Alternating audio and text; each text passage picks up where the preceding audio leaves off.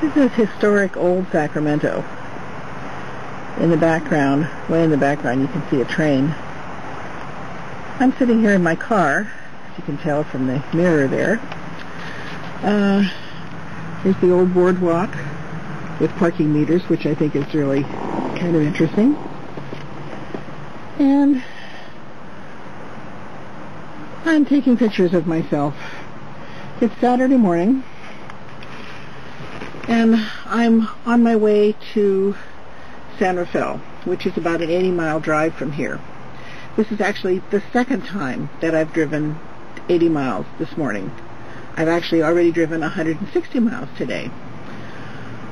I got up this morning at 4:45 because the puppies woke up. I had been awake since, I had gone to sleep at 2 because we'd been to a show, and I had to write the review.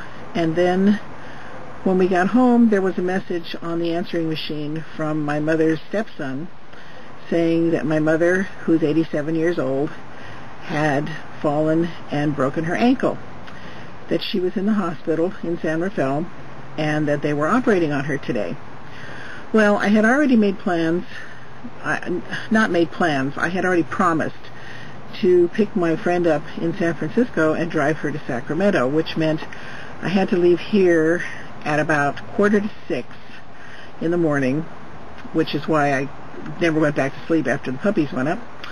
And then I drove to San Francisco, and I picked my friend up, and I drove her back here to Sacramento, and I've just dropped her off, and now I'm going to go back down the same road, and I'm going to go to the hospital and find my mother and see how everything is going. Apparently she had gone to the hospital to pick up a friend of hers who had just come out of surgery and needed a place to stay, and my mother was going to take her home to take care of her. And while she was in the hospital, she somehow fell off a step and broke her ankle. So at least she was in a good place, I guess. If something horrible is going to happen to you, I guess she was in a good place. So they tell me that she's going to be in the hospital for a couple of days, so I'm just going down today to find out how things are.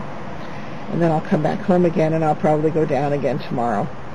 But in the meantime, I thought I would take a brief breather and just sit for a minute, because I've been driving for a very long time. By the time I get home tonight, I will have driven long enough that I could have driven to Los Angeles. Now I'm at McDonald's, the drive-in. I actually stopped at Baskin-Robbins, but they don't open until 11 o'clock. I really felt like ice cream. This 2-hour sleep jazz and all this driving is really getting to me. But since Baskin-Robbins wasn't open, I decided to get a McDonald's vanilla shake. I actually stopped at McDonald's the first time I drove down here, and I got a sausage egg biscuit, which I liked. That was my breakfast. I didn't have any coffee because I left it on the kitchen counter, but I had orange juice. I'm really starting to feel kind of punchy, but I'm not very far along the road this second trip. But my mother's stepson called, and she's in surgery right now, so she'll probably be getting out of surgery about the time I get to the hospital. And I'm sure if she was put under, she will. It'll be a while before she gets out of the anesthetic. Jerry called, my editor called, Tom called, I've called Walt twice, so the cell phone has gotten good use. And now I'm going to finish up my vanilla sundae, and I'm going to head on down the road. I put the iPod, yes, I have the video iPod, of course, here with me, except now we're doing music with it, and I put it on shuffle, and it's an interesting, eclectic assortment of music that I'm getting. Everything from rock to Broadway tunes and everything else thrown in.